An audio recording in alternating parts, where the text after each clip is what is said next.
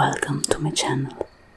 Today I have a captivating story to share with you, one filled with mystery and unexpected twists.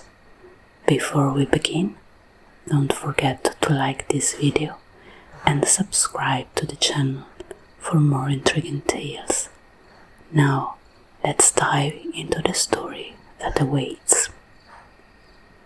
The air smelled of resin and ancient spices as Claire crossed the threshold of her new home. Nestled on the shores of a tranquil, poetic lake, the house was an old gem, already furnished with solid, intricately carved wooden furniture. Their scent evoked something ancient, a blend of lavender, dried ink, and beeswax, as if time itself had left its breath upon them. At first, the silence of the place felt comforting, almost sacred. The only sound were the soft lapping of water against the shore and the occasional rustling of leaves when the wind picked up. The nights were peaceful, wrapping Claire in a cocoon of stillness and serenity. She slept dreamlessly, embraced by the quietude of her surrounding. But one night everything changed. A dense mist rolled in form of the lake, thick and heavy, swallowing the moonlight and making shadows loom like specters in the corners of the house. Then, as if the darkness itself had exhaled, the power went out. The house plunged into an abyss of blackness. Sarah's breath quickened. Fumbling in the dark, she reached for the drawers of the sideboard, searching for candles. Her fingers brushed against something unexpected, the worn leather of a book, an old diary. The cover was smooth, aged, imbued with time.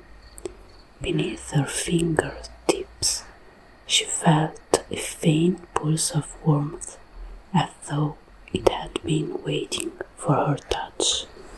With the trembling hands, she lit a candle. The flickering light revealed elegant handwriting within the diary. The ink faded but still legible.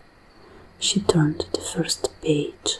It was filled with longing.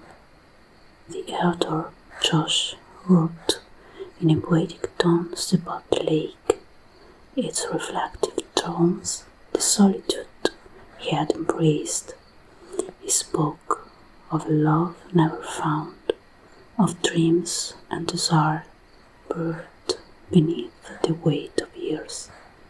Each word was steeped in a melancholy, each sentence a sign in ink. As she read, an invisible presence seemed to embrace her, as if the writer's soul still lingered within this page, whispering across time. The name Josh sent a shiver down her spine. She knew it. Josh was the name of the young man who had sold her the house. A strange emotion stirred within her. Unable to ignore the pull of fate, she wrote him a letter. In it, she spoke of the diary and how deeply it had moved her.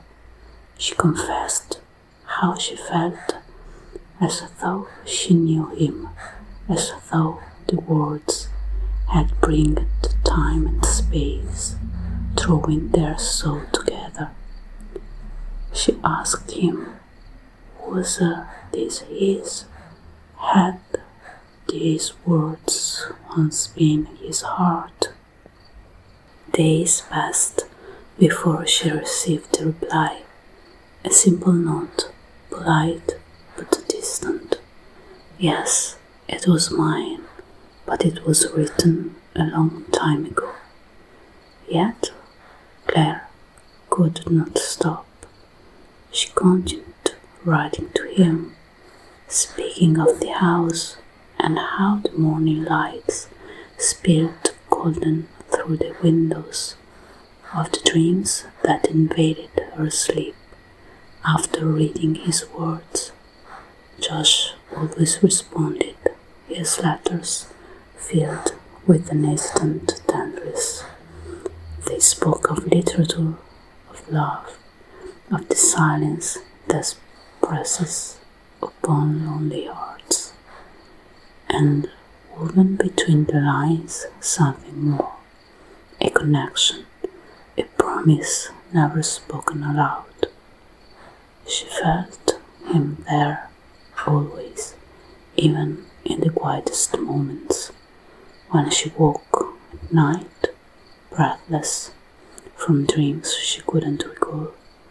The diary lay open on the table, as if waiting for her. The air smelled of lavender and ink. Her skin tingled with a presence unseen. Her skin tingled with a presence unseen. She suggested meeting him. He refused, again and again. I can't, he wrote. It's better this way. She didn't understand. She wouldn't give up. Then, one night, she gathered her courage and went to find him. She knocked on his door, clutching the letters in her hands like the proof of something sacred. When Josh opened the door, his expression was unreadable.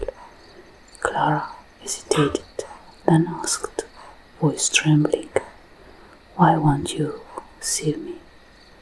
We've written for months.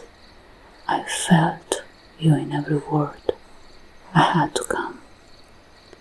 But his face twisted in confusion, and something colder, a flicker of weariness. "I don't know what you're talking about." Her breath itched. "The letters, the diary, your words." His expression hardened. "I assure you, I've never received a single letter." Clara struggled back. "That's not possible," he replied. "I never did. But these letters are yours." He nodded. His voice was finally crisp. It left no room for doubt. So she ran. The letters in her hands felt like ashes. When she returned home, her finger tore through the drawers, desperate to find the truth, and then she found them, the letters, all of them, neatly arranged, exactly where she had left them, beside them, just replies. But how? She had sent them, and yet they had to come back to her. Or had they never left at all? A slow, creeping horror crawled up her spine. Her knees buckled as she collapsed onto the chair by the candlelight. Her mind reeled.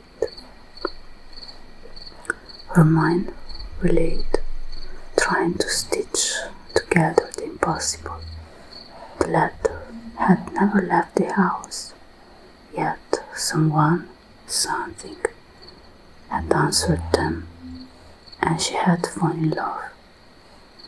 Her hands trembled as she reached for a pen. Her heart pounded in her ears deafening. She knew now. With deliberate strokes, she wrote, "Josh, now I know the truth. I love you. I want to be with you forever." She signed her letter. She signed her name. Then she placed the letter on the table and blew out the candle. Darkness swallowed the room. By morning the house was empty. No one ever saw Claire again. But when the townspeople finally entered the house weeks later, they found only silence and the scent of lavender and ink. On the table, beside the old diary, a new letter waited.